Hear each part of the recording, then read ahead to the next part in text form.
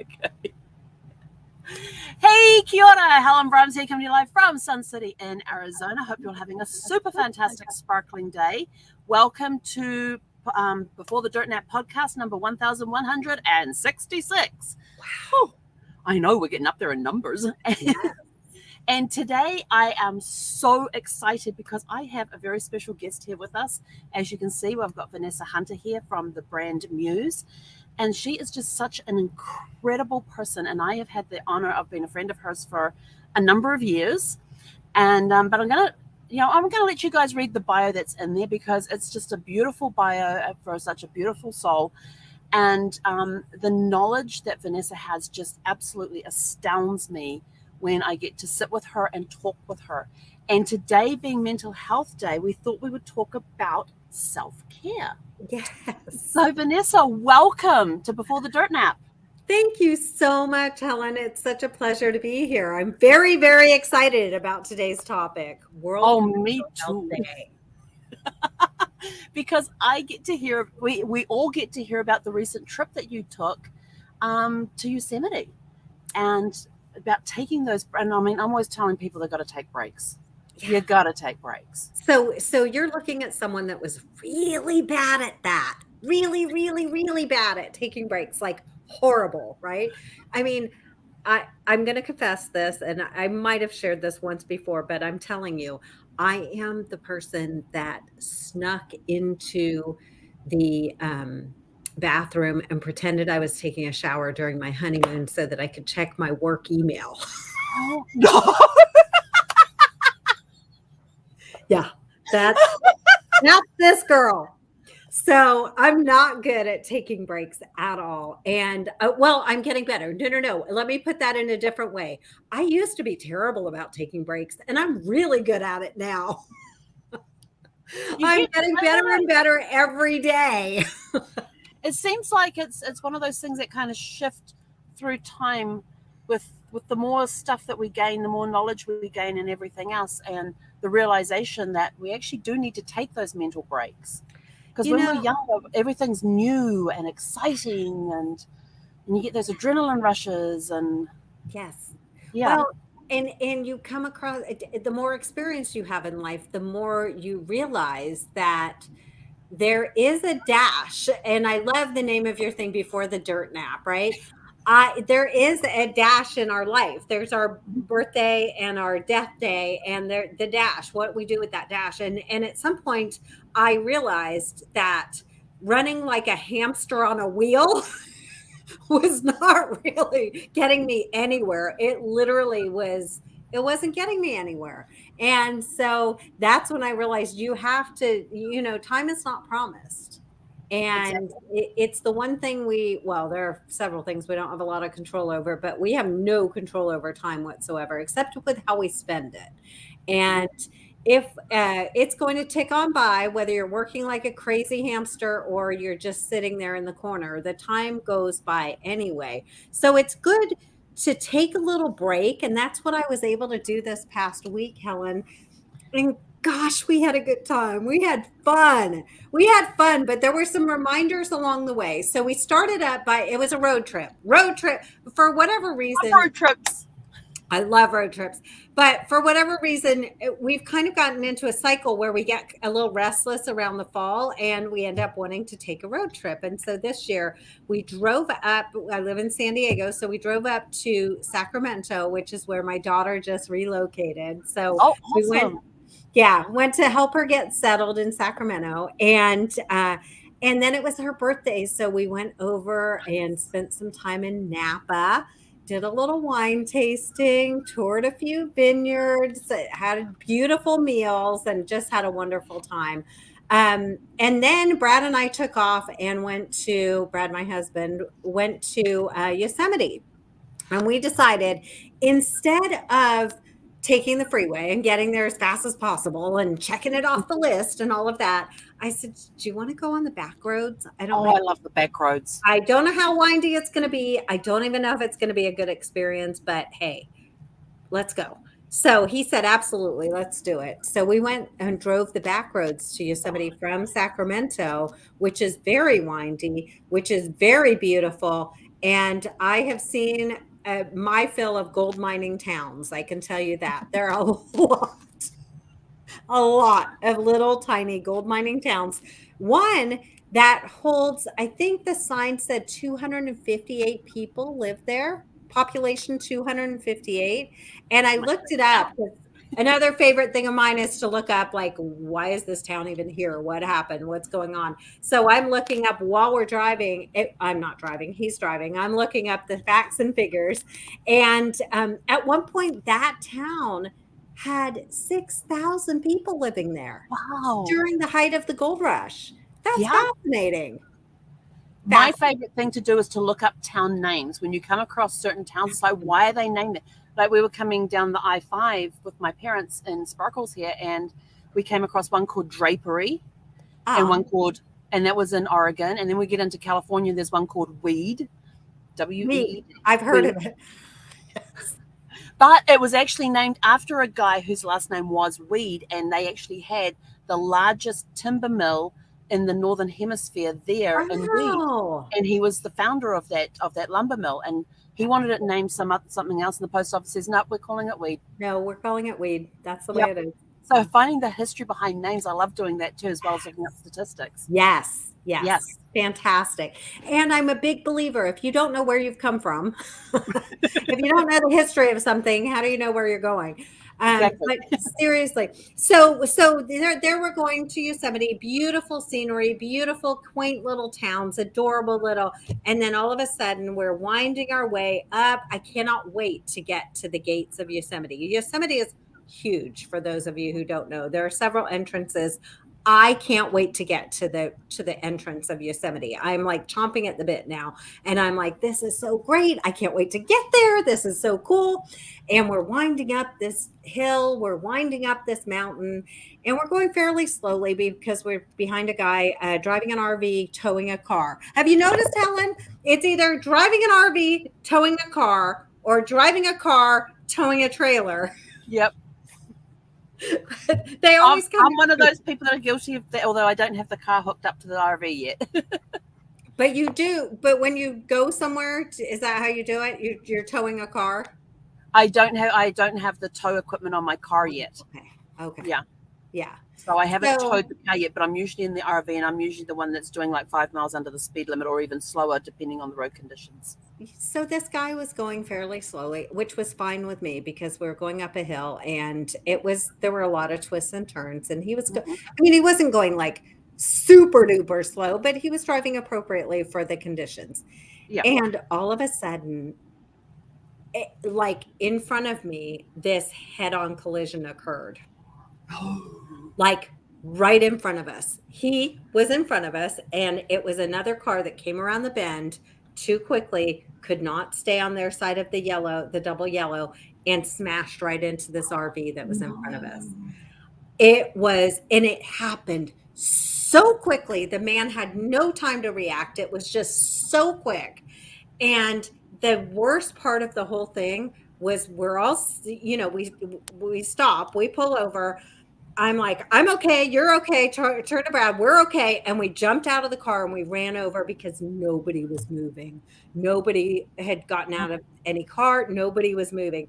So we jumped out, and luckily, my husband's a former police officer, and he immediately went into cop mode, and I'm pretty good in a crisis, and I went into management mode, and between us, we were able to get these people. Luckily, nobody, although the man that had crossed the double yellow was in pretty bad condition, but he was conscious, and everyone survived, which is miraculous.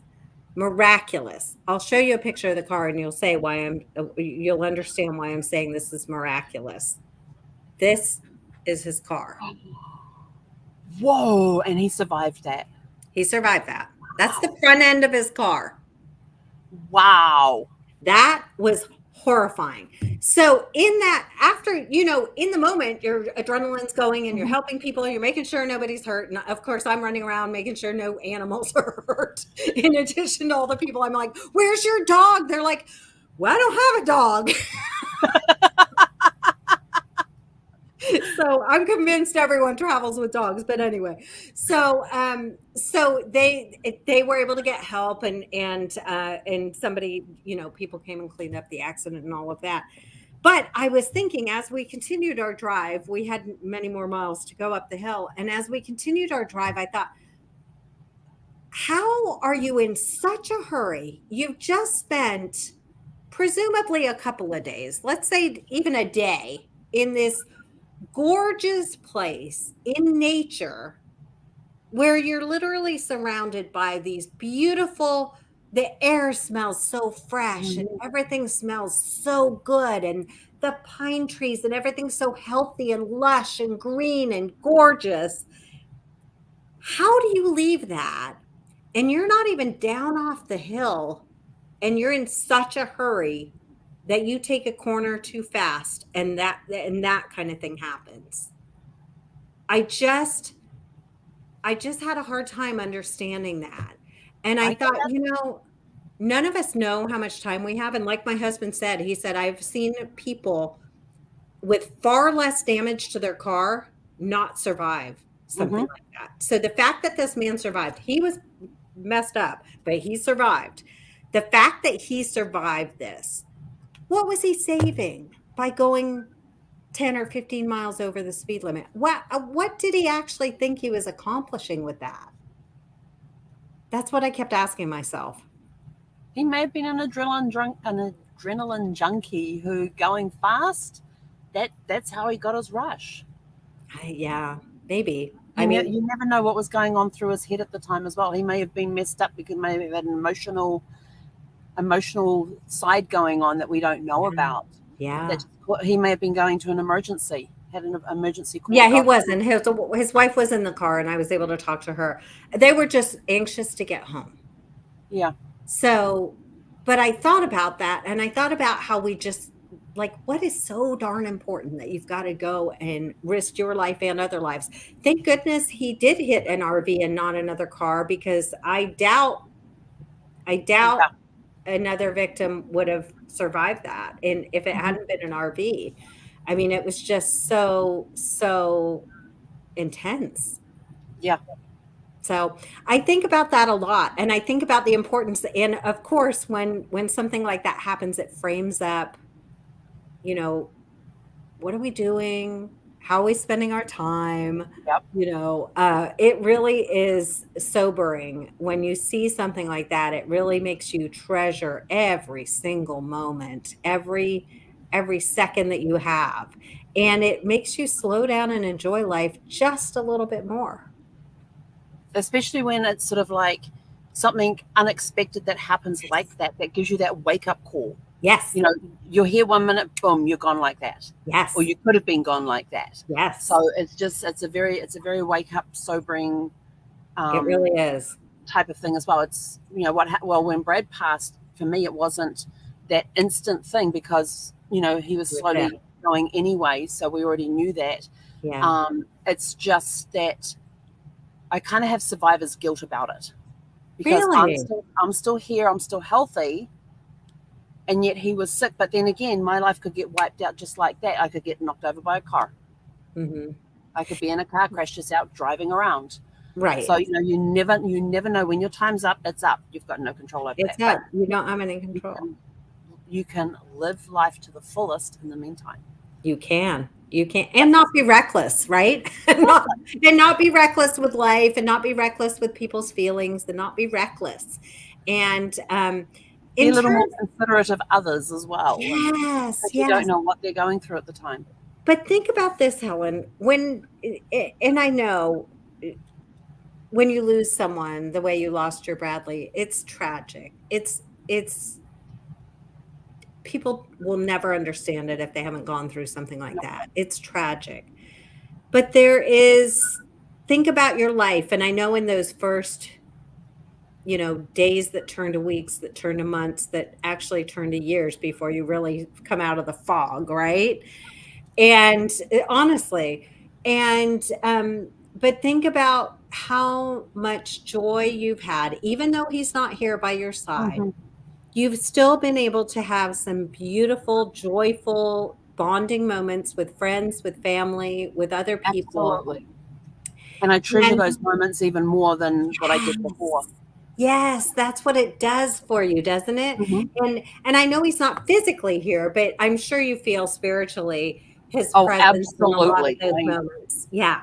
And those are the times when it's like it's almost I feel this way with my parents because you know they both passed Yep. um just before your Bradley did. And I feel this way with them. I'm like, oh, if you were just here, if I could just talk to you. And then I'm like, but you are, but you know what's Yep. going on. You know that this is happening. You know, you're sharing on all these good things as well. Well, I know that he's watching over me because I had an opportunity presented to me, and I was kind of like, it sounds good, but I just had there was just those little red flags that were starting to wave in the back, and I'm like, yeah, I'm not sure. So I got off the call, and 5 minutes later, my phone rang, and it was a friend of mine who gave me an even better opportunity.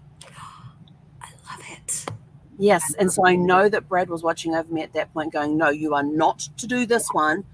This is what you're going to do." Something better is coming along. Yes. I love that. I Yes, love that. I want to get back to Yosemite because I Yeah, am a nature lover. I love hugging. I am a tree hugger. a I hugger. will hug trees because I love.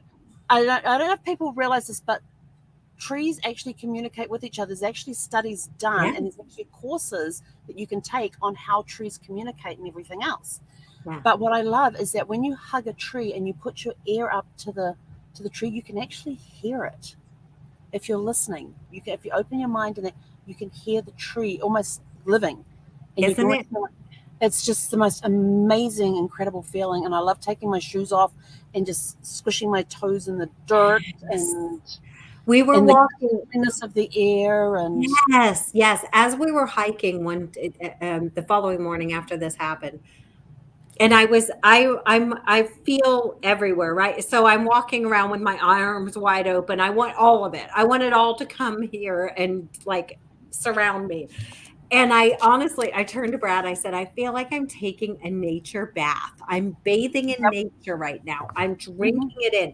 All the cells in my body are drinking in this beautiful energy that's in this park. And for whatever reason, whether the park attracts that type of person or whether that is what the park gives to you, I'm not sure. And when I say Yosemite National Park is what I'm talking about.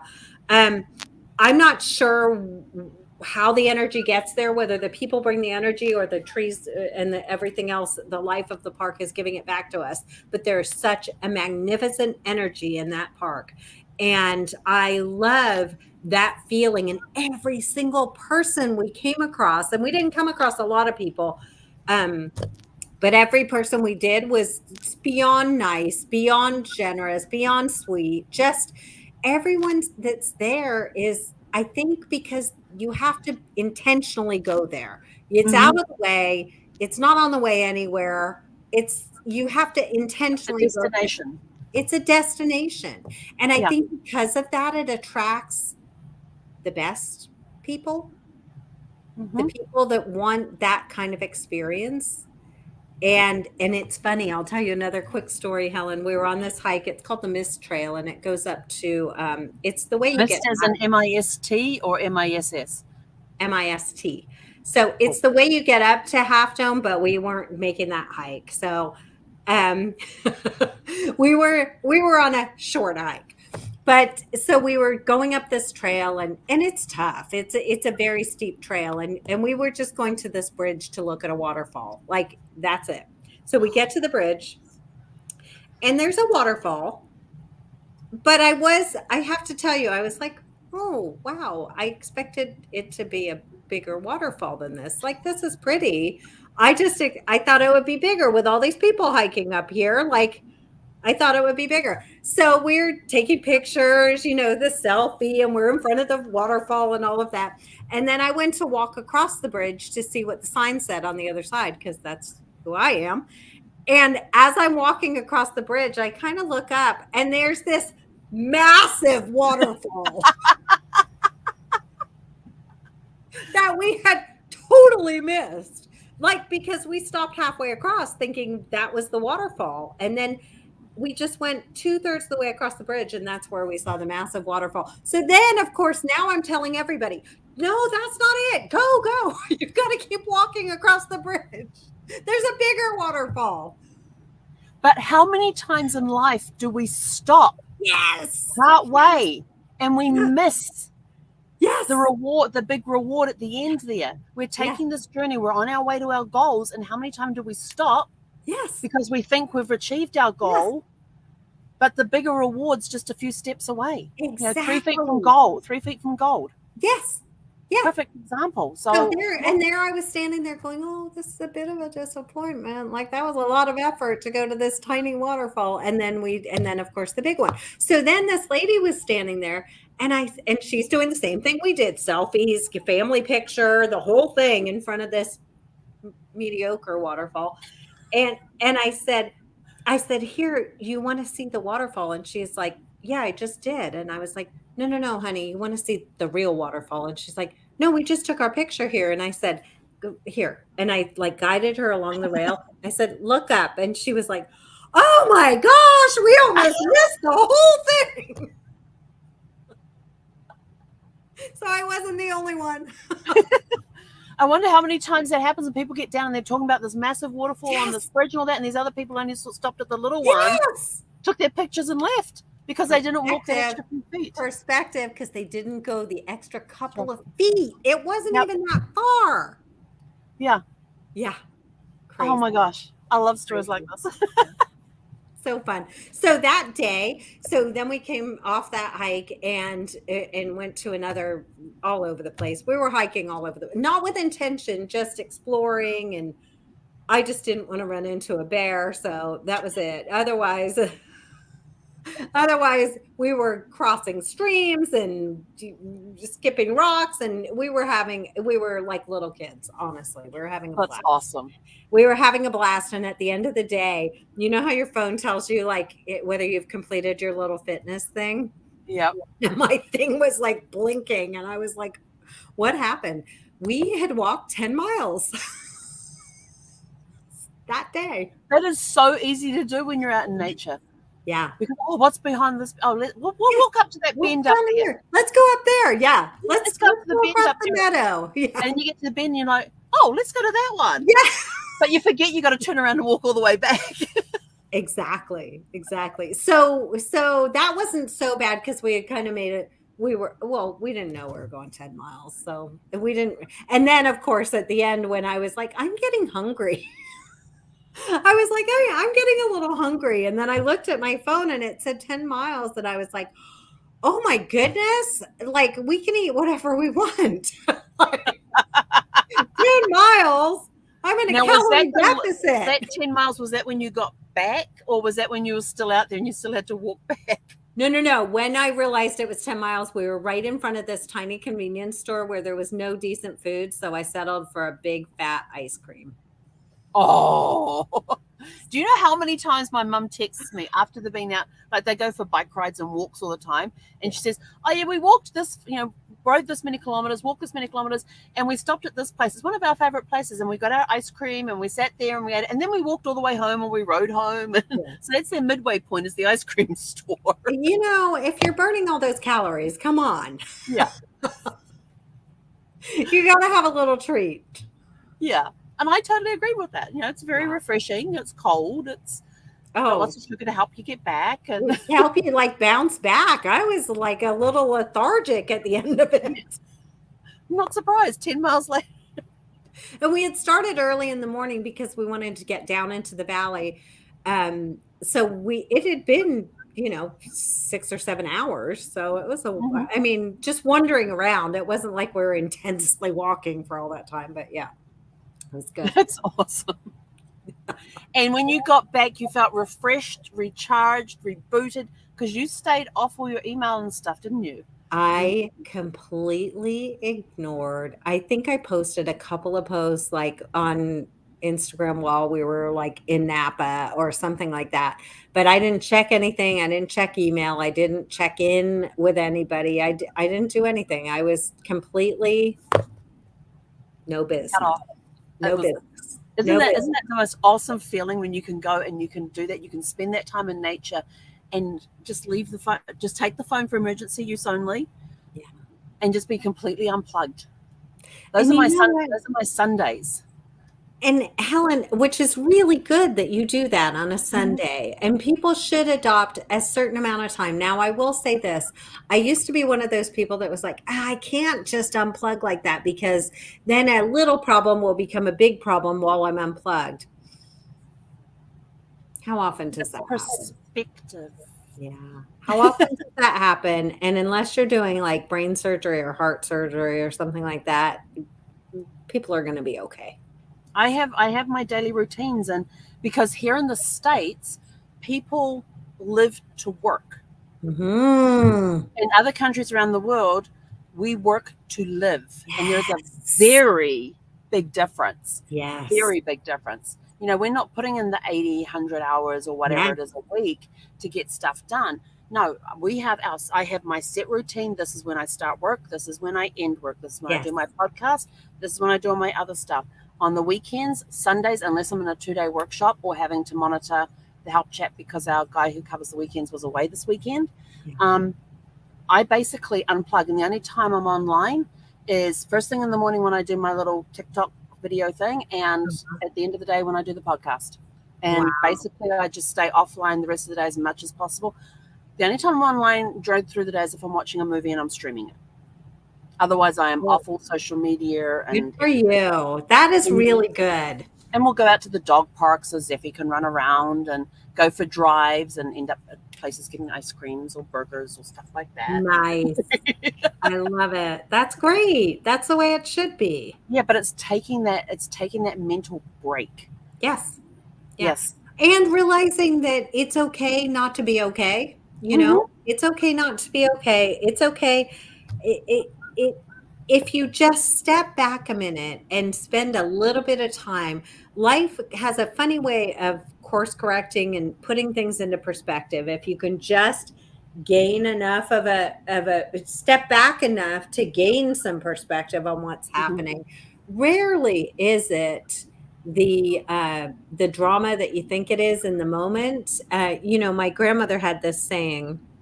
She always used to say, and I didn't get it. One pain more is one pain less.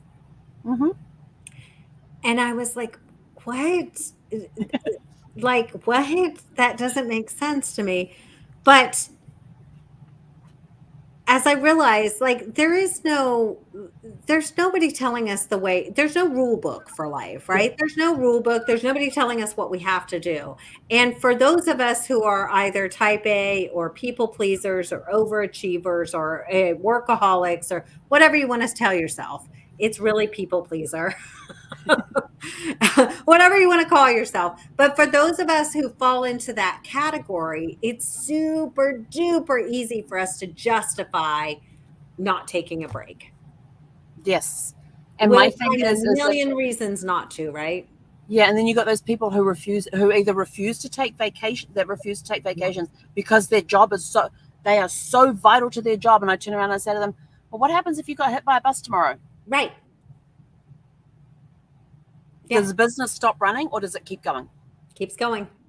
Exactly. People so you are not as vital as you think you are to that employer because they can replace you like that. Yes. Yeah. Yeah. And it happens all the time. Take the break. Take the vacation. Take the break. You'll come back more refreshed, more revived, more creative, more productive. Yes. All of the above. And you'll stop being part of the $13 billion in stress-related healthcare. Exactly. Yeah. Exactly. Yeah. Well, that's probably more than that now. That was back in 2012. It's crazy.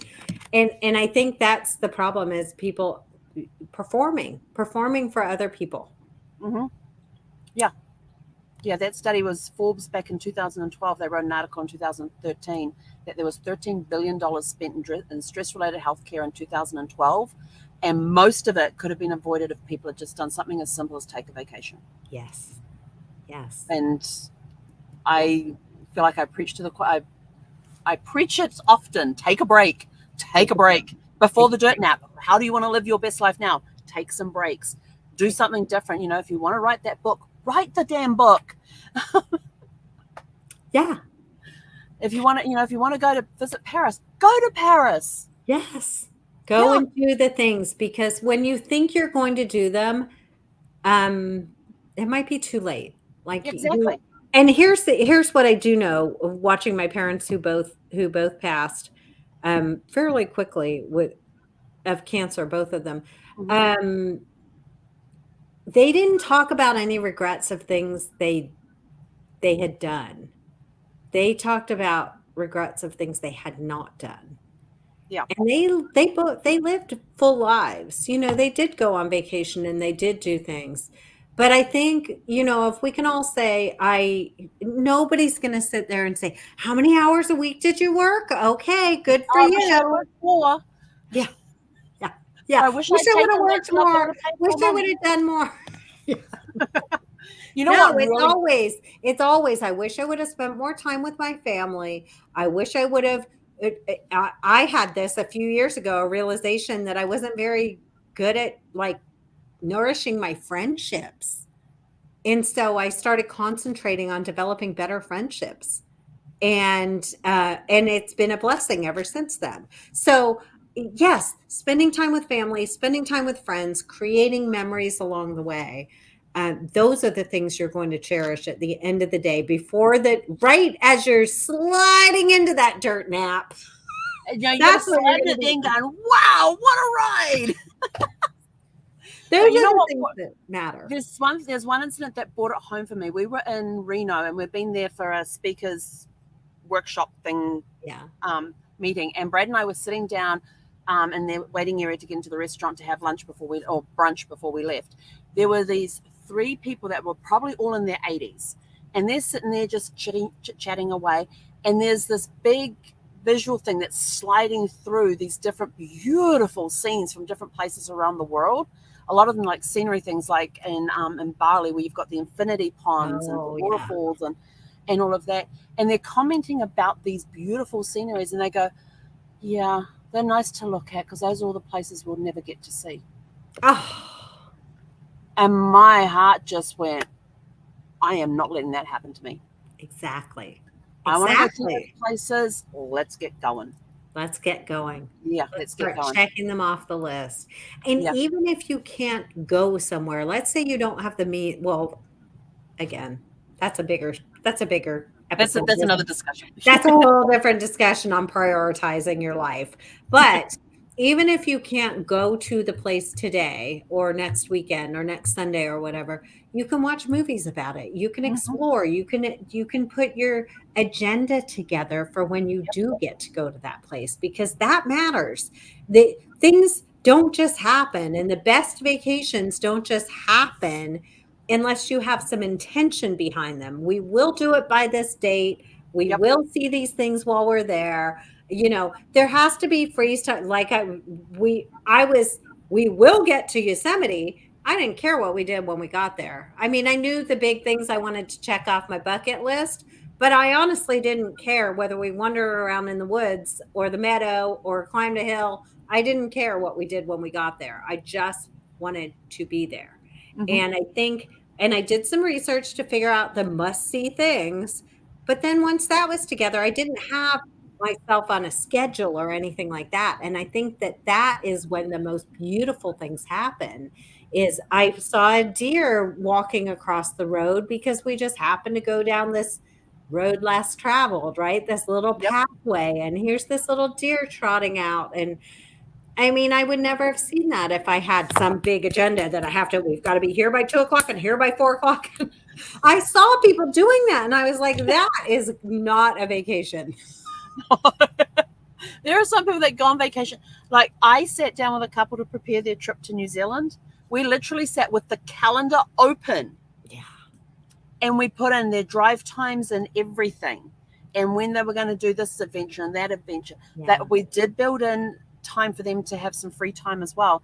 But it was just so micromanaged. Their vacation was so micromanaged that they had to leave by this time to get here by this time, and all of that. And I'm like, I get it that some people are like that, This girl ain't. I was like that though, Helen. I was that planner. You can ask my family when we went to England for Christmas. Holy cow, they were laughing at me. I sent them a packing list, the entire agenda.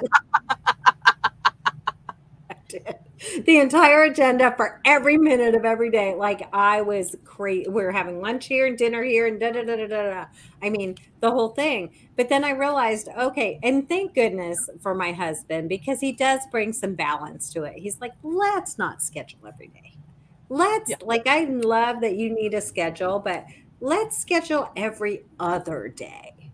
Yes. And that's fine with me as well. And so the last time we went to Hawaii, we scheduled every other day. And the days that were his days, you know, the non-scheduled days, we literally sat by the pool or went to the beach or, you know, we weren't running ourselves ragged because honestly, you can go on vacation, come home and need a vacation from your vacation. Exactly. Because you've just got so much packed in there and Yes. every minute. I mean, when we take Brad down to New Zealand, I had the places that we wanted to go and we booked all the hotels and everything. And my parents were driving us, so I had to be, you know, aware of that. But we didn't really have a set agenda when we got there to go see this, to go see that. Yeah. It was sort of like, well, we're in this area, so let's go drive past the house and the school the house we lived in and the school I went to. That first trip was sort of like, this is where I grew up. Yeah. So there was a lot of driving because we lived in a lot of places in New Zealand.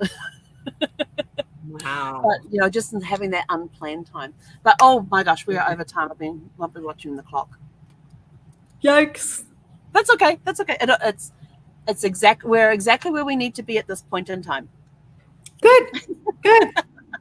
So, Vanessa, I just want to say thank you so much for coming on this evening and sharing about, you know, the self-care that we need to take and the breaks that we need to take and why, and sharing your stories of Yosemite as well, because those are just, Thank I mean, me you. and nature, I miss not being in nature. So I want my log cabin by the lake. There you go. So I For can sit in that sure. room. Yeah. Make it happen. But you also have a book coming out tomorrow. I'm not going to let it go without that. Yes. And the book is called Create Great Culture in a Remote World. It's a co-author situation. So I had 3 co-authors with this book.